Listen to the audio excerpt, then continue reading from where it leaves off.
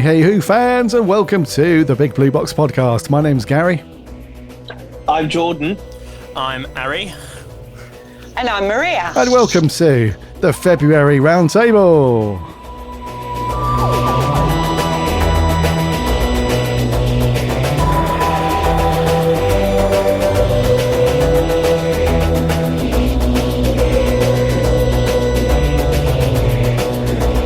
Welcome back to another episode of the monthly range. Sound a bit like Big Finish now. The monthly range of the Big Blue Box, where we gather the writing team, get all these guys around a virtual table, so we can chat all things Doctor Who and keep you in the loop on what's going on in the world of Doctor Who, if there is any. We'll come on to that in a second.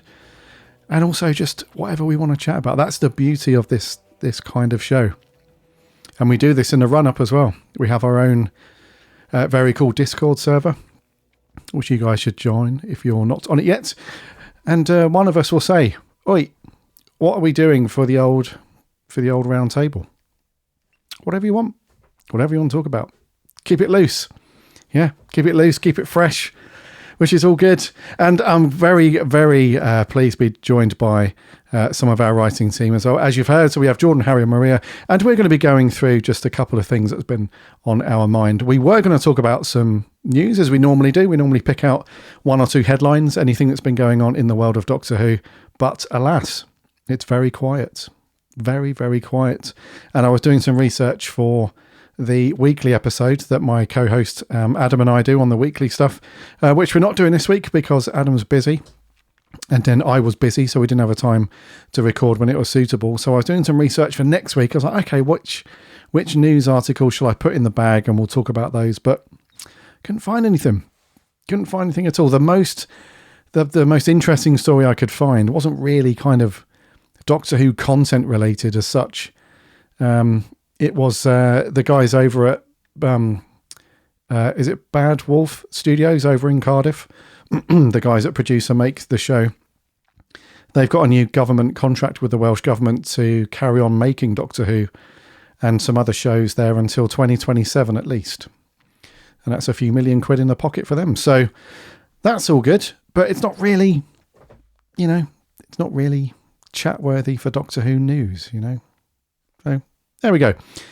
Not to put a downer on stuff, though. We've got some cool subjects to talk about. But before we do that, let's see how these guys are doing. Jordan, how are you doing, sir? I assume that you're still on a bit of a high at the minute. Tell everyone the good news. Yep, so I am off to university. Yay! So, no, I'm very excited. I'm really looking forward to it. I'm really happy. It's sort of like, I'm kind of like, right, that's now the next stage in my life. So... yeah. Cool. Yeah. We're all happy for you, dude. I'm very excited. Listener, if you're not sure on what's going on with Jordan, he's a wannabe actor. Mm-hmm. And so, yes. And so, in order to pursue his dream, as it were, he's now off to uni to get that sort of hard stamped.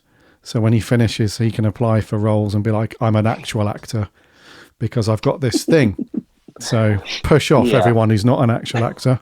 Here we go. So, that's awesome, dude. Best of luck. It's not till the end of the year, until September. Yeah. So we have a few months to tease him about what he's actually going to be doing and some of the fun and stuff to get up at uni. So, yeah, well done, dude. Thank you. Harry is on the episode as well. How's Harry doing? His cheeky face. Oh. I'm all right, Gary. I'm all right. I am just chugging along. I've been going through my season 1 to 4 and specials Blu-ray box set. As an update to the last time I was on the podcast, I caved in and I double dipped for myself on the Russell T Davies RTD1 era. As the kids are now calling it. So yeah, and that's been great to go through all of those. It's just honestly, like, if ever someone's having a bad day or someone's a bit unsure of the world and all of this stuff kicking off, you can always rely on a bit of comfort, Russell T Davies, Doctor Who, to kind of cheer you up and set the day right. Very true. Yeah. Other than that, I've also been reading one of the new Target novels. I've finished reading the Target novel of Wild Blue Yonder, and let me tell you, it is subtly scarier than the TV series, because obviously when you're imagining what's happening rather than actually seeing it, it adds a new level of fear to what's already quite a scary episode. So that's been really fun. I'm probably going to end up writing an article about that soon, I reckon, and maybe look into reading more Target books and seeing how they differ from the TV show, because a lot of them are quite different, aren't they? So I feel like that'd be quite interesting to have a look into. But yeah. So yes, in answer to your question, I'm great, Gary. I'm all right. Yeah. How are you? Are you okay? Good. Yeah, I'm great, thank you. Yeah, I'm kind of. It's really weird. When I was ill over Christmas and New Year, that kind of sorted itself out. But I feel like I've got some kind of long COVID or long symptoms of something or whatever. I just feel like every now and then, like I take a step backwards. So I'm okay for a few days, and then I have a couple of days of just feeling like I've got the flu again, and then it goes really quick and I'm cool. So in terms of just life and everything, yep, I'm all good. It's all great. I just got this little niggly, little coldy fluey thing that just won't bugger off 100%. So there's a lot of that going around nowadays. It's really, it's really irritated. You have my sympathy. That's for sure. Yeah. So I'm good. We crack on. We just get on with it. Indeed, we do. Yeah. But no, if you're having a bad day, just put on that David Tennant Doctor Who. Like, just, put on that high definition, upscale, better looking than ever Doctor Who, and I'm sure you'll be all right. Well, yeah, it's cool that you mention actually, because I've also been cracking open that Blu-ray set. I started watching that about a week and a half ago. And I'm up to about halfway through season 3 now.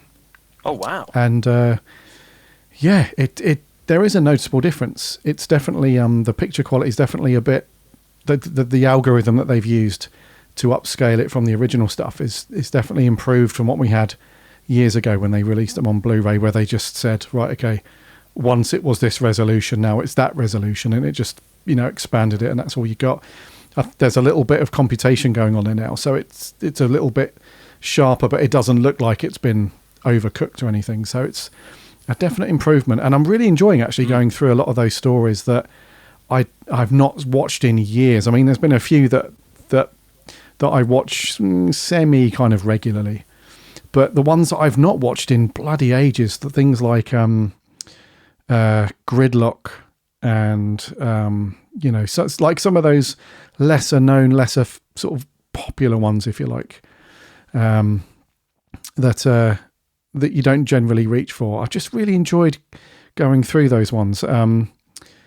And also one that I wasn't mega keen on before, but I actually thought was kind of cool was the Martha, him and Dr. and Martha go back to Shakespeare, and it's got the witches and the Carrionites and all that stuff. I wasn't mega fond of that one before, when I first watched it a couple of times, like years ago, and I've not reached for it. But since rewatching that, I thought, that's actually all right. And I think it's a really underrated one, the Shakespeare Code. I really like that one. As someone who also studied in the theatre, I'm sure that Jordan also has a appreciation for Shakespeare as well. I wonder if that's also one that you quite like, Jordan. No? I quite like the Shakespeare Code. Yeah. It was cool. The reason why I wasn't mega fond of it before is because I felt like it was a bit of a missed opportunity, that it could have been a lot scarier and darker with the witches and stuff. But then, rewatching it, it's like, well, it wasn't really meant, that wasn't its purpose. It was to scare people. It was more to just sort of invoke that relationship between Martha getting to know time travel and, how she conducts herself, around people outside of her time and all that stuff. So, but it's a bit of an underrated one. Yeah. Good. And we have Maria. Really should learn the notes to the song, shouldn't we, from West Side Story? so we could all sing it. Yeah, you could. You could all just sing. I just met a girl called Maria. There you go. Yeah, how are you? There you go. So, yeah, it's I hear that so many times, actually. And, I don't get tired of it, to be honest. I think I'm quite flattered, really, to be honest. It's a compliment, of course. Yeah. It's a compliment. It's been a while since I've been on the round table. I feel like it's been ages. So, I'm really happy to be part of the team tonight. It's been an interesting time. I have to be honest, I haven't really watched any new Who or any classic Who. It's been a bit of a weird time because I think because we had the specials and then we had the Christmas episode, I kind of feel like that's kind of sated me for the moment. So I don't have this kind of real urge to kind of go back and kind of watch loads of Doctor Who.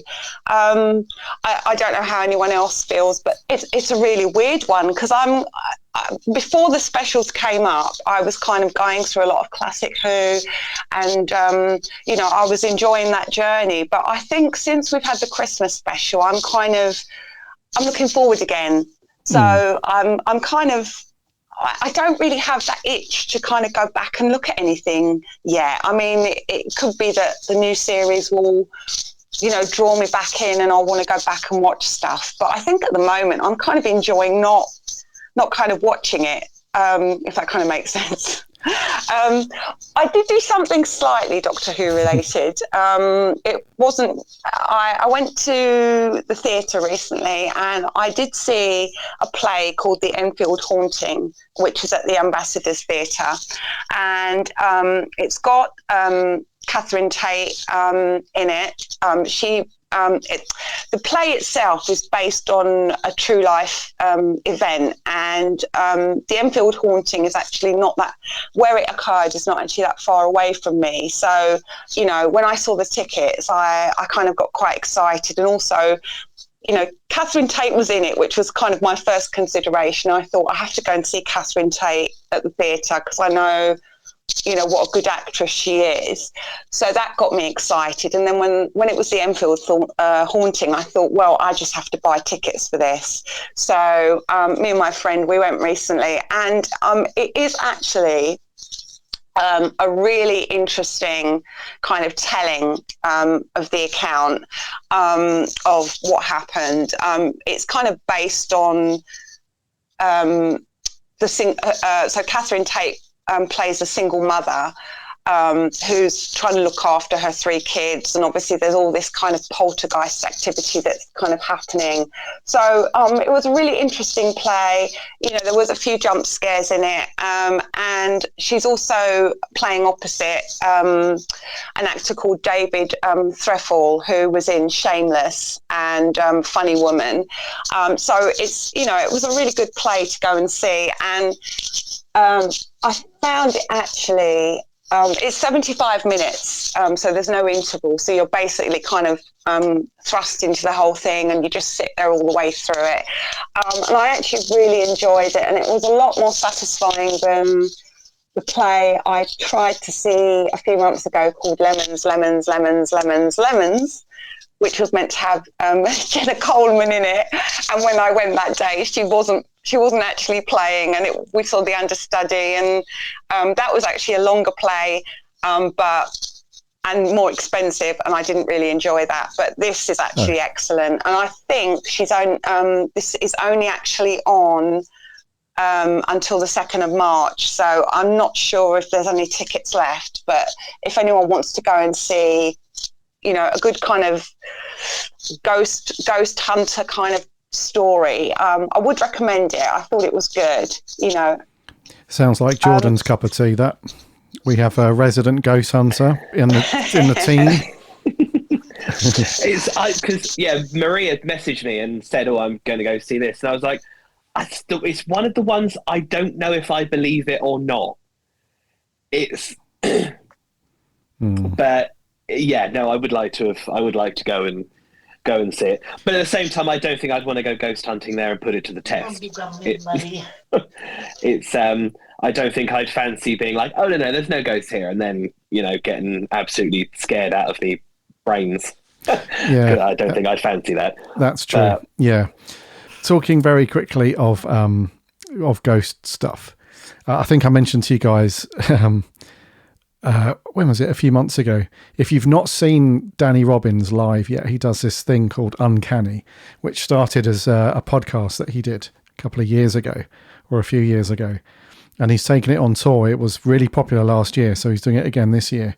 That's a fantastic show to see live. And it's not like it doesn't throw it in your face like this is what happens in a ghost story. And basically he divides the storytelling, if you like. It's based on quote unquote true stories, but he divides the audience into their sort of natural opinion. He's like, hands up if you're team skeptic, hands up if you're team believer, and and he sort of puts the case forward, and puts forward the case from the people who experience these things, and then he brings out a couple of experts. There's I can't remember their names, but there was a woman who was like on team believer, and she said, yep, these experiences are very whatever, and she expands on that. And then there's another guy who's normally some kind of sort of parapsychologist, and he's team skeptic, and he's like, actually no, we can debunk a lot of these because the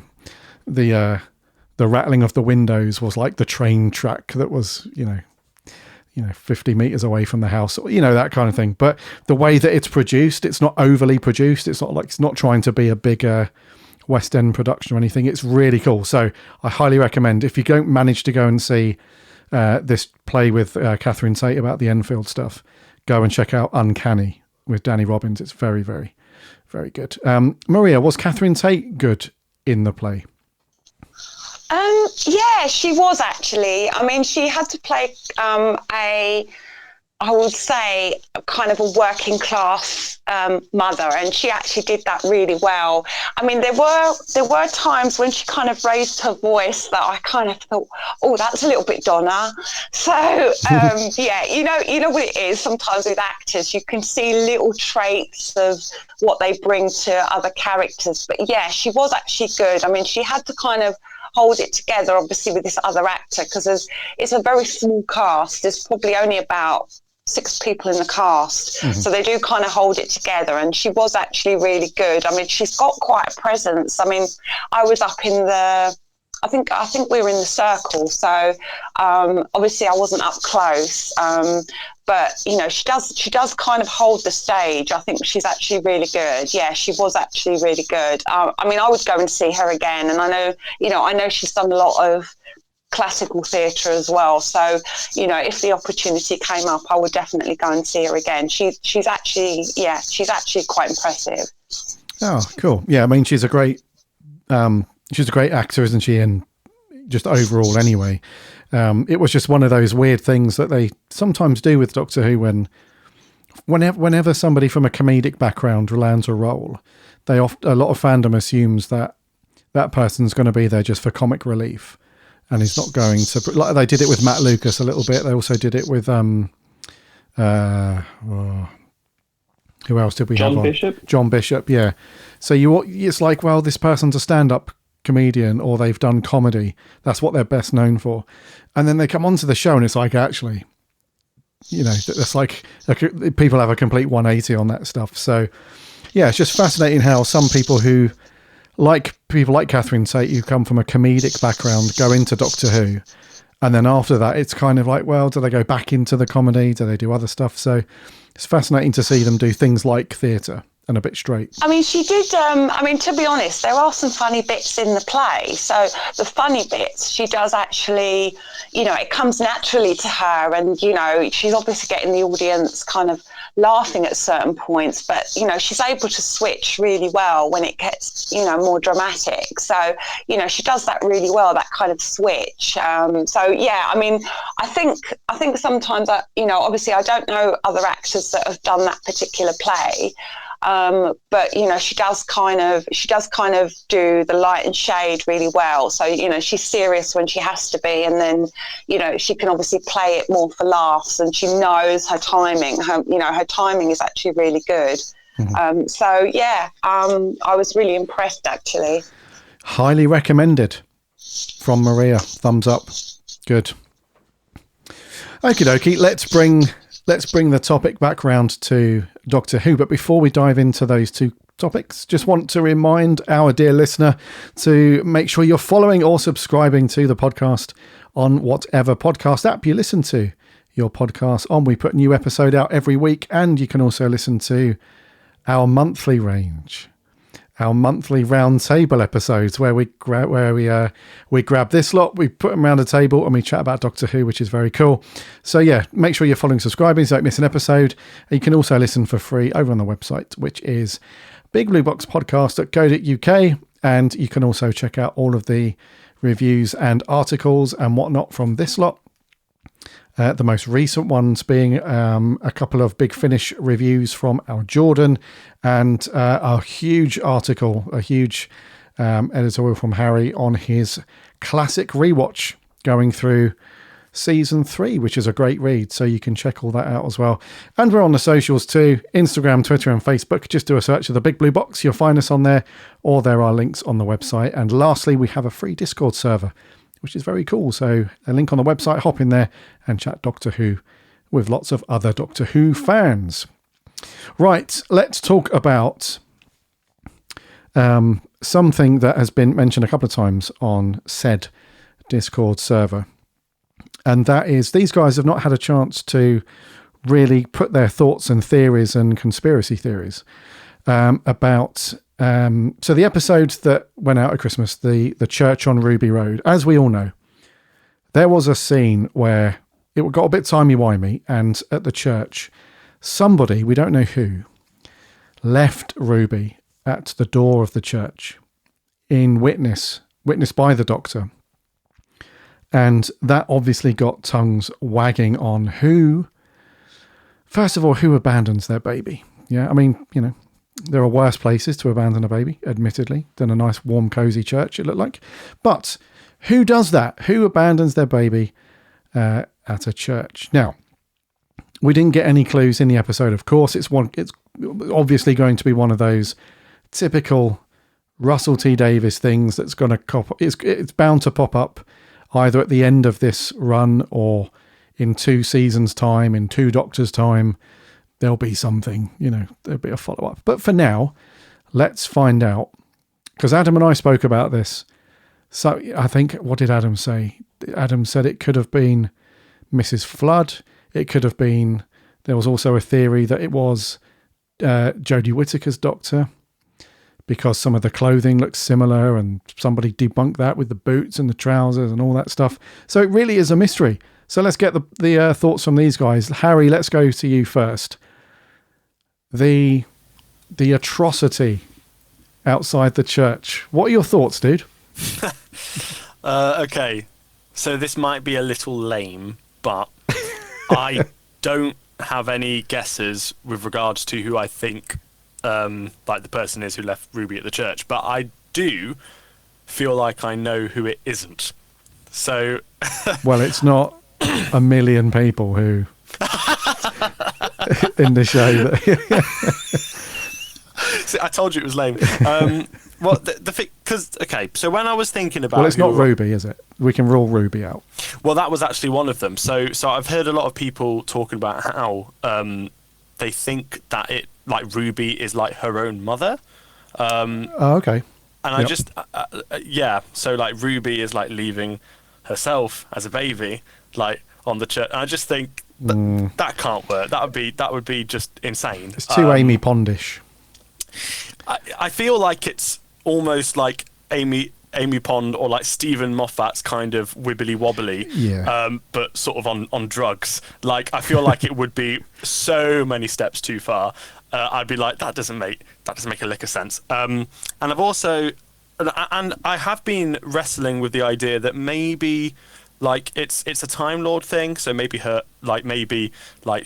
like Ruby's a Time Lord and she's been left there by a Time Lord. And I was thinking, oh yeah, that's got to be it. It's got to be something Time Lord related. But as I was getting hyper-fixated on that, I thought, well, actually, if Ruby was a Time Lord, then surely she would like have noticed by now that she has 2 hearts. Unless, of course, as we know, Time Lords can regenerate into different genders, and like they can sprout 10 heads. I think that's something that someone said in the show at some point. So maybe, it's quite possible that a Time Lord could regenerate with 1 heart, and Ruby thinks she's a human, or she's used the chameleon circuit. So, okay, maybe it's that one. Maybe that's my guess. It's something Time Lord related. I've really got nothing. Wow. I've got. Well, so Harry, out of all of the possibilities within the world of Doctor Who, you think it might be Time Lord related? I mean, I would say like the Rani or maybe the Master or but I don't know. It might end up being too generic but then again, the obvious. Not as generic as the Time Lords, then, but I mean, yeah. I mean, dude. I mean, there was a really cool TV show back in the 80s called Knight Rider. So if I asked you what was the key thing from that show, what was the thing, you wouldn't say a car. No? I'd say people that ride at night. Okay, right. Okay. So the Master seems a little bit too obvious. But then again, Rani the thing is, I was convinced that that Missy wasn't the Master in Series 8 because I thought that was too obvious, but it ended up being the case. So maybe it is like one of those things. I mean, I'm pretty sure that Jinx Monsoon is playing the Rani, or some other like evil Time Lord. So I reckon it might end up being Jinx Monsoon's character, whoever that ends up being. Yeah, other than that, I've really got nothing, Gary. I'm sorry to break it to you. Okay. Maybe I need more clues. I need a few episodes of season 1, and I need something to go on. At the minute, I kind of don't know. I don't feel like I've got enough clues. Well, that's fair enough, dude. That's fair enough. So groundbreaking. We think it's Time Lord activity. Okay. That's what I'm here for, folks. Groundbreaking input. No worries. Let's see if Maria has any theories that could top the Time Lord thing. Maria. Okay, so I've got a transcript of what the Doctor actually says because I think the clue is in what the Doctor says. So it says, on Christmas Eve, a stranger came to the church on Ruby Road. She carried in her arms the most precious gift of all, a newborn child. And then it just says, just before midnight, she left her daughter on the steps of the church. As for the, and then it goes on, and then it says, as for the mother, she was never seen again. So no one ever knew her name until that night a time traveller came to call. So I think the clue is there. I think you're right, Gary. I think they will definitely come back to this because my thought was when I first watched the episode, because obviously the priest comes out and sees the baby, and takes the baby in. And I just thought to myself, how did that priest know that the baby was there? Unless somebody's obviously, told him the baby's there, and to take it in. Because, there's a lot of coincidences that happen. The baby gets left there, the baby gets taken in, obviously adopted by, oh God, what's the name of the lady that adopts them? It's not Cherry. It's, what's the name of her mum? I can't remember the name of her mum at the moment. But I was kind of wondering about this because I thought, has RTD been taking lessons from Stephen Moffat, and is it going to be something really timey-wimey, or is it actually going to be Ruby's mother? Carla Carla, mm-hmm. Yeah. Not as in, so obviously Carla is the one that's brought Ruby up, but could it actually be as simple as it is Ruby's mother, whoever that is? Because I think, it could be somebody that maybe isn't from Earth, because if there wasn't any record of the mother anywhere, then it could be an alien, I suppose, which would make it a bit, I suppose, timey-wimey. So I'm not sure. I mean, I'm torn because I'm thinking, would RTD really go down the route and kind of make all, the mum is isn't from Earth. So, it might be a character that we haven't met, as Harry was saying, it could be a character that we don't know about yet. But I think they're definitely going to come back to that. And I am wondering if the Doctor actually knows who it is, because I get a sense that if he didn't go after the mother at the time, maybe he knows who it is. But there's a bigger story to be told around this. So it is a bit of a mystery. I could say it's really simple and it is actually Ruby's mum and it's very straightforward. She's obviously had issues and left the baby there. But my question would be is how did the priest know that the baby was there as well? There's lots of questions around it. Yeah, and I think that goes back to what you were saying about there being a couple of coincidences there. And do you just put those down to timing? Because it could have just been a case of the priest was heading out of the church at that point. There might not have been anything or anyone that said you might want to open the door. There's a nice package for you on the doorstep. Yeah, but the baby was left late at night, Gary. I mean, who opens the door? That time of night. I mean, if it was daytime, I would get it. But well, it's Christmas. When is it? I think Christmas Eve. So midnight mass, midnight service. Exactly. That's why. Could be. It could just be timing. Yeah. There you go. Could be timing. But I think the Doctor does know who it is. I just get a sense from the way he kind of looked at the character, receding in the distance. I think he kind of knows who it is. I mean, would not your natural instinct be to go and find that person? I mean, I don't know whether it would obviously, break any rules, but they've still left the baby outside the church, I don't know.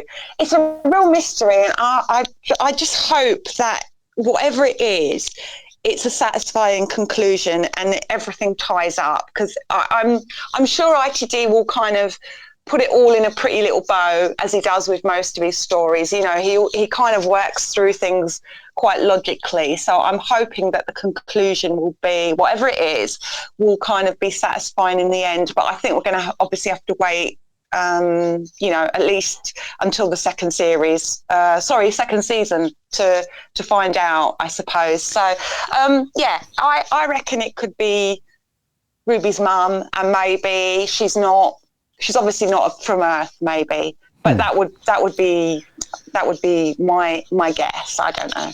Okay, so far we have a Time Lord and we have Ruby's mum, who may or may not be from Earth. Okay, right. Jordan, are you with us and can hear us, etc.? Jordan had to drop out for a second. Is he here? Is he here? Like the proverbial, trying to keep it Doctor Who themed, like the proverbial weeping angel. Jordan is not activated because we're looking at his panel on the screen where he should be. Maybe if we all turn away, he'll appear. It happens every time. Always one of us kind of disappears into the ether. So yeah. Okay, so another thing that might accelerate this then to us getting some sort of conclusion would be, we know that Millie Gibson was have to choose the words carefully here, don't we? She was sacked. Come on, Gary, let's be honest about it. She was sacked. Well, I don't know. I'm stirring. Yeah, I mean, I was going to say fired, but you said sacked. Okay, I don't know. Anyway, she was always planned to be a season and a bit companion. I think so. Yeah. Yeah. So anyway, she was written out of the show not too far into this new era. So we can assume then that if they want to reveal who it was that dropped Ruby off at the church while Ruby is still in the show as a character, we might not have that long to wait. I mean, it could be a finale story to one of the seasons. It could be a departure story mid-season for Millie Gibson and her departure. It could be a couple of those things. But, I mentioned earlier that it could be one of those things where Russell sort of reveals this, X amount of years or seasons down the road. But, in hindsight, we might actually get this a little bit sooner than expected. So, okay. So I would say that it's probably going to be a little bit of an anticlimax. I would say. I think if you're banking on it being like this law-breaking revelation within Doctor Who, then I think that might be a little bit of a stretch. I think there are bigger fish to fry, so to speak. And I only say that based purely on the knowledge that we have that Millie Gibson's just not going to be in the show that long, really. So I think it's going to be a little bit of it was that Time Lord Harry. Oh, yeah. Cool. I do wonder, actually, RTD's decision to actually create this mystery around Ruby, because he doesn't normally do that with his companions, does he? I don't think he's really done it. I mean, I think the only one, I'm just trying to think if he did it with any of the others. He didn't really, because Rose was there was no mystery around Rose when he kind of introduced her, or Martha, really, thinking about it.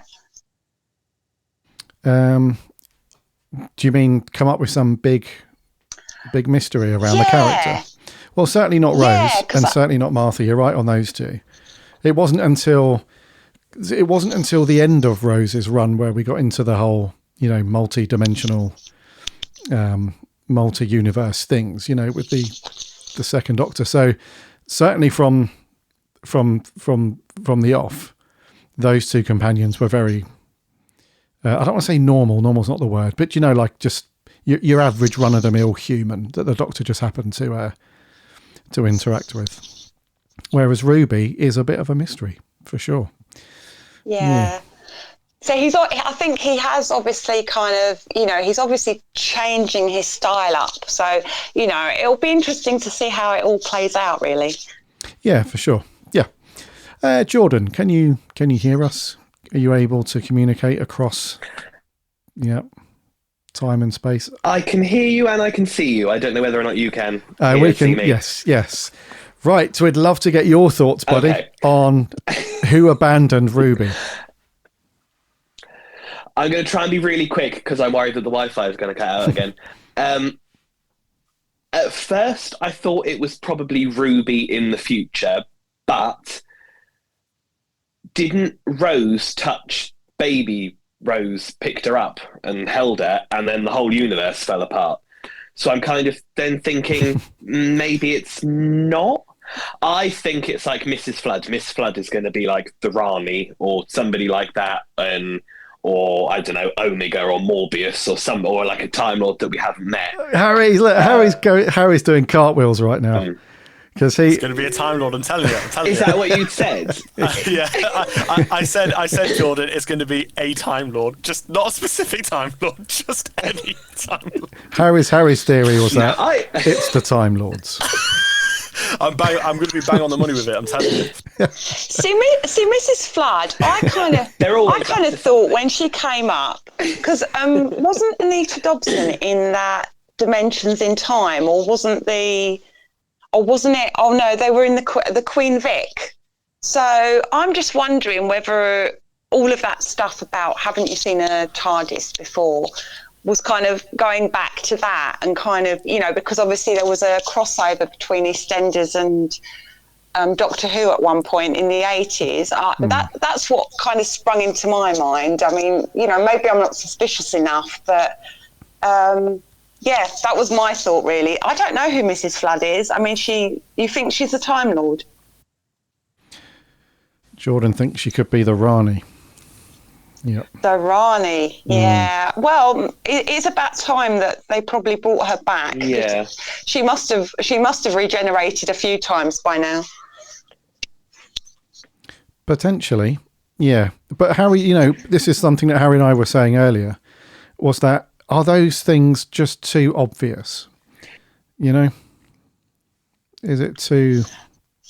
I mean, who really knows about the Rani aside from really... dedicated Doctor Who fans. I mean, she was only in a couple of serials, to be fair. I mean, not everybody would kind of maybe know the character. I mean, people obviously knew Kate O'Mara because she was quite... She had quite a high profile at that time, I think. She was quite a... probably a catch for the show. But, I mean, who really would remember the Rani? I mean, it's probably a little bit off the scale, really, for people that are not fans to kind of be invested in a character. I suppose I've seen theories that it could that Mrs. Flood could be Susan, which would be, from a character's point of view, would be interesting, I suppose. But Susan, Susan, yeah, somehow back on Earth. But that's a bit of a stretch as well. That's a stretch, that one. Yeah, isn't it? I've got to be honest. I'd find that slightly disappointing because I feel like when I imagine the Doctor and Susan reuniting, it would be a hell of a lot different than Susan sort of being undercover almost as someone like Mrs. Flood and then kind of not really acknowledging her grandfather in any way. So I kind of hope that isn't the case. But and also... it's not impossible, is it? No. And also, because Carol Ann Ford is still very much with us and is more than capable of acting still, it would be really weird to have somebody of a similar age play... Do you know what I mean? It would just be strange for that to be Susan, knowing that the person who played Susan is not... I don't know. I think that's a bit thin, that theory. Yeah, I mean, the reason I say it's obvious is because... I mean, you're right, Maria. In terms of Rani as a character from classic Doctor Who, she was only in it, admittedly, for a little bit. So unless you're aware of the character, you're probably not... You'd probably be quite surprised anyway. But I don't know. I just feel like Russell T Davies doesn't really... I don't know. We could be wrong. This is a new Russell, of course, that we're dealing with now. I don't know. It just doesn't seem like the way that he'd normally write things in that way. It feels more like... I feel like Russell's way of writing is an opportunist. I feel like he would use this as a good opportunity to give us a new character and something new that could be used. Because you have to think about this from... As a showrunner and lead writer on a TV show, you have to kind of have a little bit of foresight into what's going to happen with the show in a year, 5, 10, 20 years. So instead of just rehashing old characters, you have to think about a character or something that you could introduce that could be used in books and Big Finish plays and link into other things in the future. Do you know what I mean by that? So I think it would just be a bit reductive to just be like, oh yeah, it's a character that here's the Rani that you know and love from classic Doctor Who. Those of you that don't know the Rani, you're about to experience, that just, I don't know, it doesn't feel to me like Russell's MO. I could be completely wrong. It could be one of the Time Lords, Harry. It could be the Rani. It could be Ruby. Who knows? I don't know. I've just had a thought. It's Chameleon. Mark II, the planet. Is it Zephyrus? I can't remember where Chameleon comes from. That's what it could be. It could be a shape-shifting android. Jesus. Do you know what though? I wouldn't hate. Maria's like, I wouldn't hate Omega. I've got to be honest. I know. That's going to completely undo what I've just said. But I wouldn't hate that if it was Omega. I think that's someone who... Female Omega. Actually, yeah, that's not a bad shout. I feel like old Megs has got some life that could... Yeah. Old Megs. Old Megs, old Omegs. Yeah. Or it could be the Master. Who knows? Although, do you know what? I think we're done with like... Sorry, Jordan. I think Jordan was gonna hop in there. Wi-Fi That's right. I was just connection. going to say you'll get all the people really upset if you say that Omega's going to be a woman. They might all get a little bit upset. This is true. But then again, the rules, like, you know, the gloves are off, so to speak, in Doctor Who these days. So, Yeah. you know, the gloves are certainly If off. it is Omega, I just love that you've called them Omegs, because that's going to be my new name for them. I just love that. Omegs. That's brilliant. Yeah. Omegs. Because that's something, coincidentally, I feel like that's something that Shooty's Doctor would say. I feel like he's got that kind of, you know, down with the kids, modern, let's take the mick a little bit out of someone's name vibe now and then. Could just be me. I don't know. Do you guys miss the days of having something very obvious, though, in Doctor Who? I know we're talking very much about kind of convoluted theories and could be characters from across different universes or old characters coming back, whatever. But there is something quite purist and quite comforting about just having an expected character that just pops in. I know I'm playing devil's advocate a little bit now based on what we've just said, but I don't know. Would it be cool just to have, you know, the reveal to be something incredibly obvious? You know, like Missy come back or someone, I don't know. It could be cool, I guess. See, I think with what you're saying, Gary, I mean, it's actually really interesting because, you know, how many times has the Master come back? You know, if you think about all the different iterations.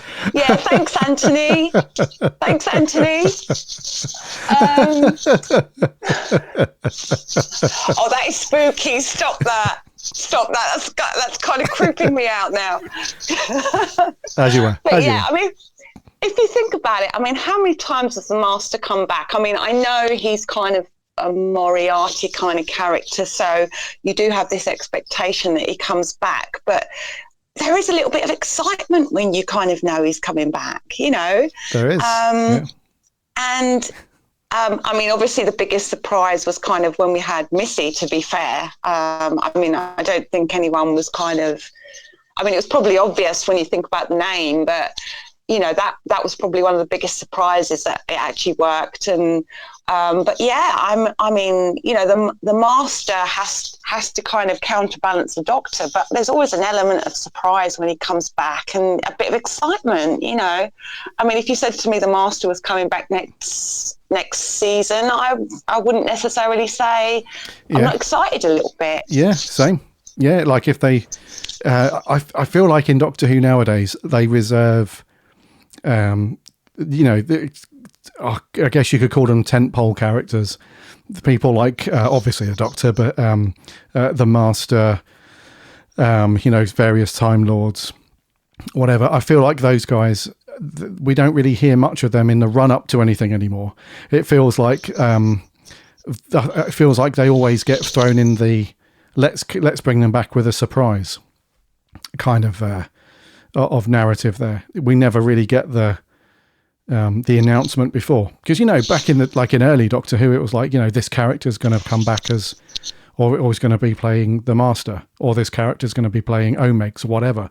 But now it's like you have to wait until, you know, a big cliffhanger, and, you know, the veil of secrecy is then lifted, you know. So I feel like if the Master was to come back, if this character that abandoned Ruby is the Rani or someone else like that, we wouldn't know about it. I don't think they would reserve that for a big reveal and cliffhanger, just to get, you know, fandom talking the next day. Yeah, Delgado's Master. Just hear that laugh off in the distance. Yeah. Don't get Yeah, that was absolutely die in just a few seconds ago. Yeah, I was cracking up as well. I had to mute the old I saw Harry just fall about, and then he went off his camera off. He's cracking up. Gosh. I need to not think about it too much. It was too funny. I think Jordan's still with us, but he's turned his camera off. Listener, if you feel like, hold on a minute, it sounds like 3 people instead of 4. I think Jordan's Wi-Fi is just kicking his ass a little bit tonight, so he might pop back up, he might not. I don't know. But it's a fascinating thing, right, guys? It's like when you start to dive into the possibilities, like it could be this, it could be that, whatever. It's fascinating, but also it's one would say it's a lovely problem or a lovely thing to have. But can you imagine Russell and the other writers in a room and they're all just throwing these ideas like, what about, why don't we do it with this character? And then they're like, no, because, back in season whatever on this episode, somebody sat down on a chair, and that chair no longer exists in canon. So we can't have that character back because then we'd have to go back and explain why the chair's there. And we can't do, so it must be a minefield of like, Yeah, that's the thing now. I suppose with so much history now, it's really hard to kind of keep on top of what the continuity and making sure that there are certain things that obviously you can't touch because of things you've done in the past with it. So I think Russell is probably doing the right thing by, introducing new characters, if that's what he's going to do. I mean, that's probably the way to go forward because it really is a minefield if you start looking at, classic characters, or not so much with classic monsters, I think, but with classic characters, the fans would be in uproar if, if there's any disturbance to the story and the canon. I mean, look what happened with all the unit dating. Everyone's kind of up in arms because, unit is meant to be set in the future and there's all these problems with the dating and, and people like things to make sense. So it makes sense not to kind of touch, not to mess too much with the classic characters, but if you're bringing them back, you have to kind of do it carefully. But yeah, if it's the Rani, that's coming back, I'll welcome it. I'm not sure about. I'm telling you, it's Time Lord. Jesus. There is something about the way that character kind of encourages Ruby to go into the box. I mean, there is something about that, so it could just be a little tease, for the audience. It could be like, oh, look what it could be, and then it turns out to be something completely different. So if it's a Time Lord, well done, Harry, for kind of working it out. I mean, yeah. Thank you. It's a really out there guess. I know it's it's revolutionary, is what it is. Revolution, yes, yeah, absolutely. It's the reign of terror revolution. I don't even know what I'm saying anymore. Anyway, that's okay. So Jordan, what did Jordan say? I can't remember. What did Jordan just say? He thought it could. Jordan said, yeah, people would be in uproar if it was if Omega was a woman. Oh, the woman. I didn't mean that bit. I mean, what was his theory on who abandoned Ruby? Can't remember what he said. Oh, my short-term memory loss is terrible. I think he said that it was Omega. Oh, or if it was Omega, it would be cool. It would be cool, yes, and it would be cool. Yeah, especially if Omega was a woman, and if people have a problem with that, then just ignore them. Yeah, of course, as usual. Yeah, as you were. Just before we close out the episode, guys, just want to get your quick thoughts on this thing because it's been. It wasn't a big thing when this was announced, and it's not a big thing, but it is kind of interesting because a lot of people thought this was. Is this a reboot of Doctor Who? Is this a soft reboot of Doctor Who? Is this a, why are they doing this? But I just want to address and get your thoughts very quickly on the resetting of the series/season numbers as we go into this year, and what you think of that, because we're going back to season 1, and it does feel kind of weird to me in a little way because we're not rebooting the show at all. This is absolutely a continuation of everything. If it's obviously a new era, it's a new. it's a new day, it's a new light, it's a new whatever for me. But it doesn't feel like it's worthy of like a numbered reset in terms of the series and seasons and stuff, because I don't know, is 14 seasons a lot for a TV show? I mean, I don't know. But what do you think, guys, to resetting this back? So when Shooty's first proper series lands in May, that will be packaged up as season 1. I mean, yeah. 26 seasons seems like a lot, doesn't it? And they kept on going until then. And so you'd think that it'd be okay to carry on with the number system. But yeah, I'm in two minds about it personally. I think that it's cool that, you know, we're sort of starting afresh, and like, you know, that's what makes Doctor Who fun, isn't it? It's like a different show every few years. That's kind of cool.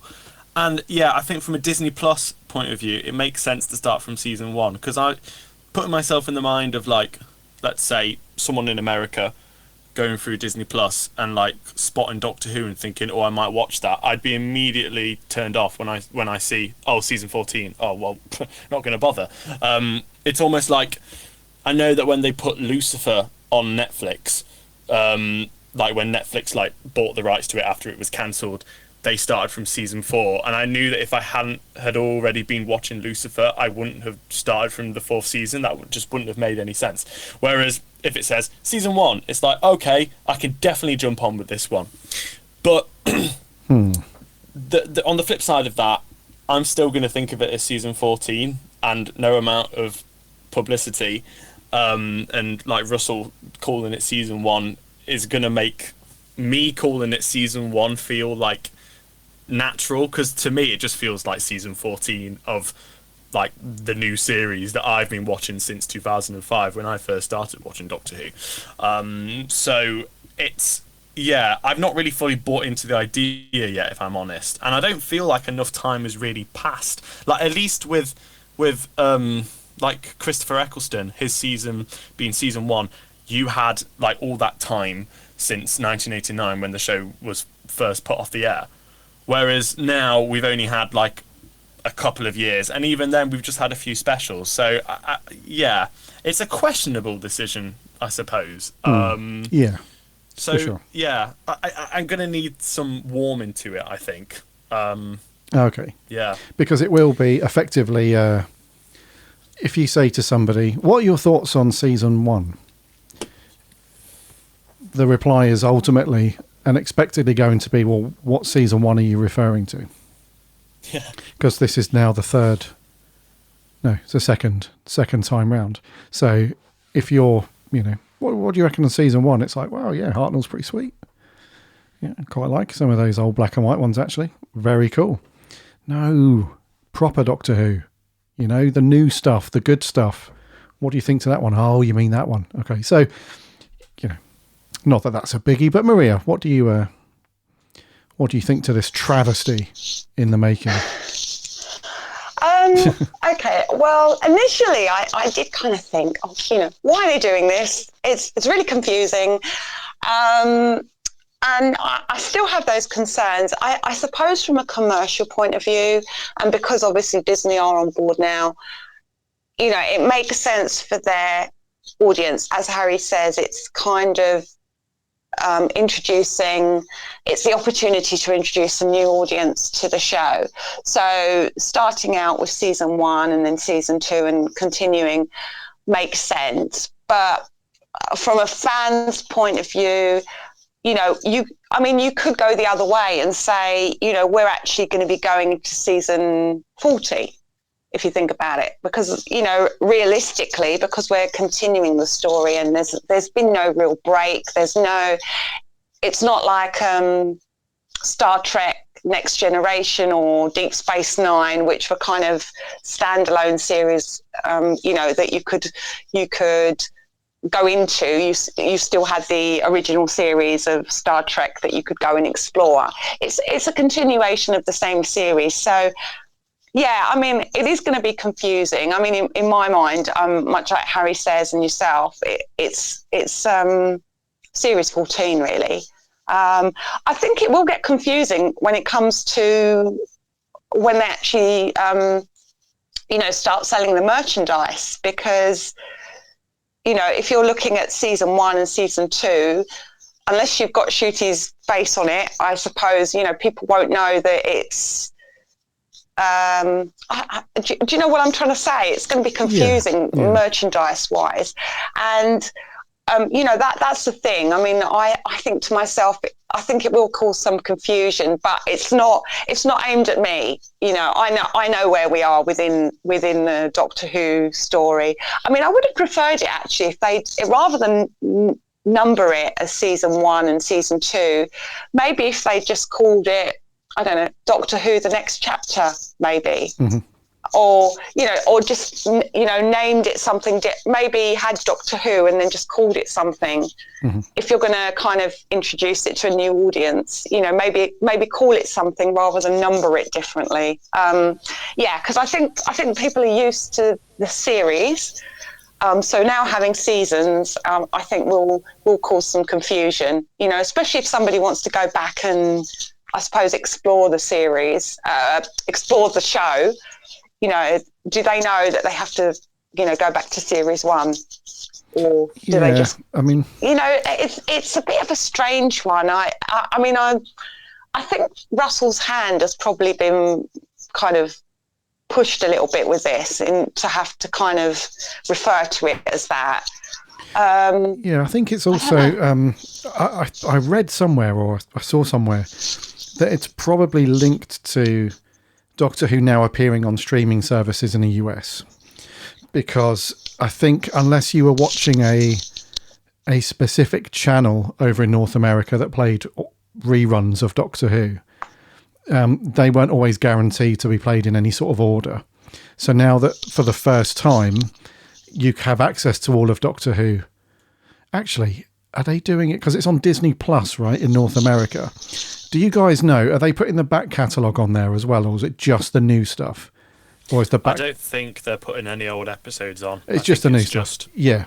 So that makes even more sense then. So if you've got this show appearing on your streaming service, even if you've heard of it before, but it just says Doctor Who, and this is like episode 1 or the Christmas special, or episode 1, and it's brand new, it's never been on any streaming services, I guess it would be weird to say there's a brand new sci-fi show just landed on Disney Plus, check it out, season 14, episode 1.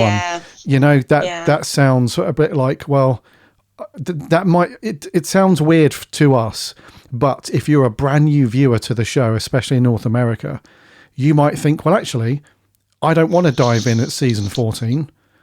What have I missed in the past 14 seasons that I need to go back and somehow check out? Do you know what I mean? It might be that we know that ratings is everything, right? It's a numbers game, TV. So maybe they don't want to put people off by saying this is season 14 of a show you've never heard of. And people are thinking, well, do I want to jump in this late? It's a bit like jumping in at the end of the X-Files or the end of Lost or the end of 24. And it's like, I don't know. People have been talking about these amazing shows for years. I probably can't really dive in at this point now. I have to go back and check it out. And so people are like, yeah. So if they do it as season 1, that's more of a come and check out this quote unquote new show that's landed on. And if you want to go and check out previous versions of it, you can go and source that out as how you want to, I guess. But it's a bit of a weird one, because I mean, there's no real break between,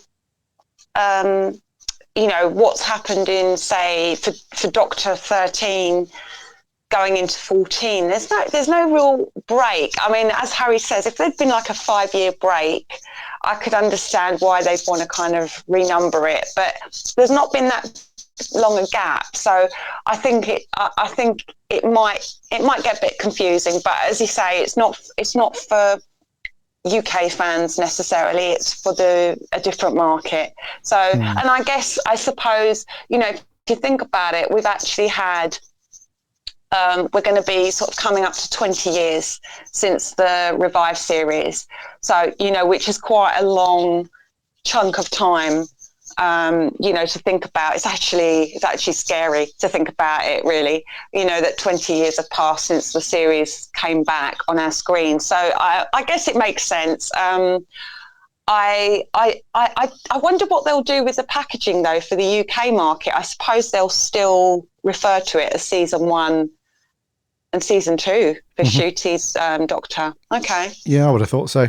Yeah, because that will just create even more weirdness. If they start designing packages per region or per country, that's just going to create even more weirdness.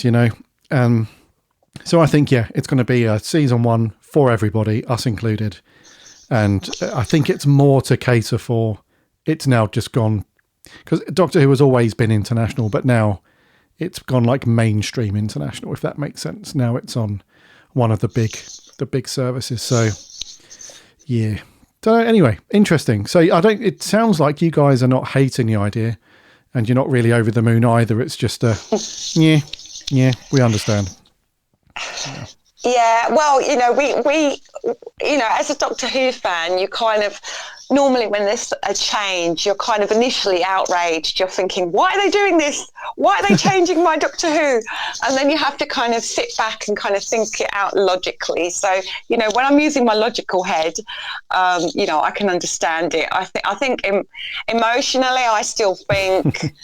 I still think it's series 14, if I'm honest. There's no real difference for me. So, in my head, it'll always be that. But yeah, in the sense of the packaging and everything else, I'll take it as it comes, really. I guess I'm just going to have to make more space on the bookshelf, and that's the issue for me, because I'm running out of space with everything. Yep. But Common problem. Yeah. Can relate. Yeah, absolutely. Defo. Yeah. In fact, last weekend I was sorting out my bookshelf in the living room. It's got all the DVDs and all the Doctor Who stuff, basically. And I thought, this is not good, because if I don't clear some space out, there's just going to be chaos. And my wife won't have that. She'll be like, no, this needs to be on the shelf, mister, or it's going in the bin. And I'm not lying. So, yeah. I must admit, even though I've kind of forayed now into Blu-rays, I still haven't watched all of the 20th season yet of the Blu-ray that I bought. So I need to actually go and do that before I buy any more Blu-rays, because if I start investing in the Blu-rays as well as the normal DVDs, I'll go all in, and then I will definitely have to buy at least a few more bookshelves, but I don't know where I'm going to put them. If it makes you feel any better, Maria, my life feels at times like an uphill battle of buying new Doctor Who Blu-rays or DVDs and not ever kind of getting around to watching them, and then when I do watch them, I end up buying more, and then the back catalogue just increases, because I think, I can't just dip into season 17. I'm only on season 5 in my marathon. It's those sort of Doctor Who fan troubles that we all face, I suppose. Yeah, the struggle is real, listener. Absolutely. Yes. Okay. I think we haven't got Jordan back, by the way. He has admitted defeat in the face of poor Wi-Fi, and has gone off to make a cup of tea, probably, or have a large glass of what does Jordan normally drink? Is it gin and something, or is it gin? Gin, I think. Yeah. Gin and tonic. Go and have a G&T, Jordan. Go and chill out. It's all good. So I think we've waffled on there for long enough. It was fascinating to get your thoughts, though, guys, on the issues. I say the issues, the subjects at hand.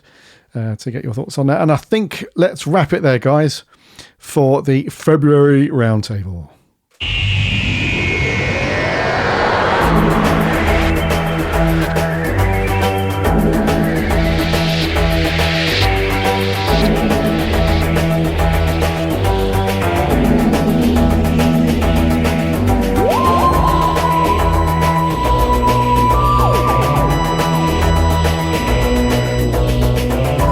Thank you for listening to another month of the Big Blue Box Roundtable. That was us talking about the big stuff, the important things in the world of Doctor Who that need to be discussed. Okay, no, we're not disgusted at it. It just needs to be discussed, of course. Jordan's not here. I'm He's not terribly disgusted. How dare they call it season 1? Ridiculous. Everything that these guys just said was a lie. They're crying inside at the thought of season 1. But yeah, Jordan's not going to say goodbye because he's not here. But Harry, thank you very much, dude, for your insights as usual. Thank you very much. Thank you, Gary. Thank you very much. And thank you for your insights. You were great as usual. Oh, as well. thank you. Thank you. And Maria, thank you for your lovely thoughts and your huge brain where it concerns Doctor Who. Thank you. Yeah, there's still a few bits of knowledge stuck in my brain, but thanks very much, Gary. It's been a pleasure. Cool. So we will be back next month for the March Roundtable. We'll see which volunteers from the writing team join us for that chat. Who knows what news will be kicking around from Doctor Who. Hopefully there'll be something of note to talk about. Hopefully an announcement, a bit of a casting update, a production update, a launch of something. Who knows? But hopefully we'll have something. If not, we'll just chat about whatever we want. Of course, this is our bag. This is our thing, the round table. So just very briefly, once again, make sure you're following or subscribing in your podcast app of choice. We put a new round table out every month, plus the weekly eps. So until next month, my name's Gary. My name's Ari. My name's Maria. And remember,